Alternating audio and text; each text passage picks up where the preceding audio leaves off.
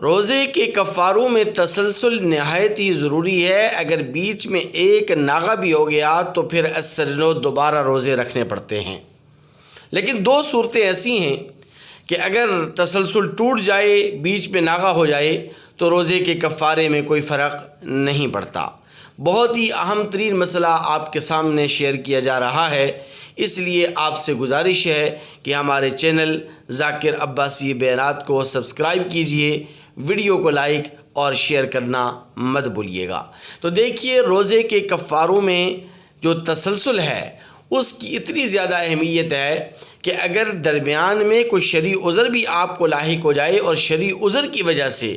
آپ کے روزوں کے تسلسل میں ناغہ ہو جائے تو تب بھی دوبارہ روزے رکھنے پڑتے ہیں، اثر نو دوبارہ روزے رکھنے پڑتے ہیں۔ مثال کے طور پر آپ نے کفارے کے روزے رکھنے شروع کیے اور آپ کو سفر درپیش ہو گیا، یہ ایک شرعی عذر ہے، لیکن اس سفر کی وجہ سے آپ کے اگر ناغے ہو جاتے ہیں، آپ روزے نہیں رکھ سکے، بیچ میں ناغہ ہو گیا، تو پھر اثر نو آپ کو دوبارہ روزے رکھنے پڑیں گے۔ جو روزے آپ نے رکھے تھے وہ آپ کے روزے نفل ہو جائیں گے۔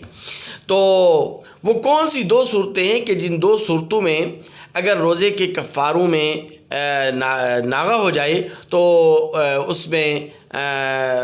کوئی فرق نہیں پڑتا، اور اس ناغے کی وجہ سے تسلسل میں کوئی فرق نہیں پڑتا، آپ بقیہ ماندہ روزے رکھ سکتے ہیں۔ لیکن اس سے پہلے ایک بات کو سمجھنا نہایت ہی ضروری ہے کہ ایک روزے کے بدلے میں جب کفارہ واجب ہو جائے تو پھر اس کے لیے اس کفارے کے دو ہی آپشن ہیں۔ ایک آپشن یہ ہے کہ آپ ایک روزے کے بدلے میں 60 روزے رکھیں گے، اور دوسرا آپشن یہ ہے کہ آپ 60 مسکینوں کو 2 وقت پیٹ بھر کر معتدل اور درمیانے اور اوسط درجے کا کھانا آپ انہیں کھلائیں گے۔ لیکن غلام آزاد کرنا ایک آپشن تھا پہلے دور کے اندر، لیکن اب وہ اس دور کے اندر ممکن نہیں ہے۔ تو بہرحال یہ دو آپشن ہی ہیں۔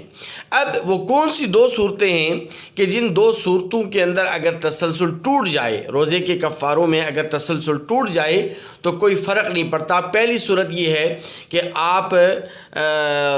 کفارے میں آپ روزہ رکھنے کے بجائے مساکین کو کھانا کھلا رہے تھے، ضرورت مندوں کو آپ کھانا کھلا رہے تھے، اور چونکہ 60 دن تک کھانا کھلانا ہوتا ہے، 2 وقت پیٹ بھر کر 60 مسکینوں کو 60 دن تک کھانا کھلانا ہوتا ہے، تو بیچ میں اگر ناغہ 1-2 دن کا ناغہ ہو جائے، یعنی ایک دن آپ نے کھانا نہیں کھلایا، 2 دن آپ کھانا نہیں کھلا سکے، 3 دن آپ نہیں کھلا سکے، اور اس کے بعد آپ نے 60 کی جو گنتی ہے وہ آپ نے پوری کر لی، تو اس ناغے کی وجہ سے جو 1-2 دن آپ کھانا نہیں کھلا سکے، اس ناغے کی وجہ سے تسلسل میں کوئی فرق نہیں پڑے گا، اور یہ اس ناغے سے آپ کے کفارے میں کوئی فرق نہیں پڑے گا۔ لیکن ایک بات آپ نے یہاں پر یہ ضرور یاد رکھنی ہے کہ جب آپ روزوں کے کفارے کا کھانا جب کھلا رہے ہیں، جن مساکین کو آپ کھانا کھلا رہے ہیں، تو ان مساکین کو کھانا مت کھلائیے گا کہ جن کا نفقہ آپ کے ذمہ واجب ہے، وہ جو آپ کے خاندان کے افراد ہیں۔ مثال کے طور پر والد صاحب، دادا دادی، اور اسی طرح بیٹا بیٹی اور پوتے پوتی نواسے وغیرہ، جن کا نفقہ آپ کے ذمہ لازم ہوتا ہے، جو آپ کی زیر کفالت ہیں اور جن کی کفالت آپ کے ذمہ ہے، ان کو کھانا مت کھلائیے گا، ورنہ آپ کے کفارے کا روزہ، آپ کا جو روزوں کا کفارہ ہے وہ ادا نہیں ہوگا۔ اب دوسری صورت کی طرف آ جائے، دوسری وہ کون سی صورت ہے کہ اس صورت کے اندر اگر ناغہ ہو جائے تو روزے کے کفارے میں کوئی فرق نہیں پڑتا۔ تو دوسری صورت یہ ہے کہ اگر ایک خاتون کفارے کے روزے رکھ رہی تھی اور درمیان میں اسے مینسز آ گئے، اور مینسز کے ایام، ماہواری ایام اگر اسے شروع ہو گئے اور حیض کے ایام اگر اسے شروع ہو گئے، تو اس حیض کی وجہ سے، اس مینسز کی وجہ سے اس کے روزوں کے کفاروں میں جو ناغے آئے ہیں، جو تسلسل ٹوٹا ہے، تو اس سے روزے کے کفارے میں کوئی فرق نہیں پڑے گا۔ وہ جتنے روزے اس نے رکھے تھے، 3 دن سے لے کر 10 دن تک مینسز کے ایام ہوتے ہیں، تو بیچ میں جتنے بھی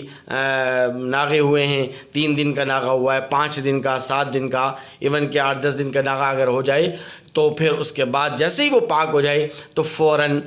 جو بقیہ ماندہ روزے ہیں کفارے کے، وہ وہیں سے رکھنا شروع کر دے۔ جو پہلے روزے اسے رکھے تھے وہ اپنی جگہ پر برقرار رہیں گے۔ لیکن یہ بات یاد رکھنا کہ جیسے ہی خاتون پاک ہو جائے تو فوراً کفارے کے روزوں کا اہتمام شروع کر دے. اگر پاک ہونے کے بعد اس نے ایک دن بھی ناغہ کیا تو پھر اس کو اسر نو دوبارہ روزے رکھنے پڑیں گے.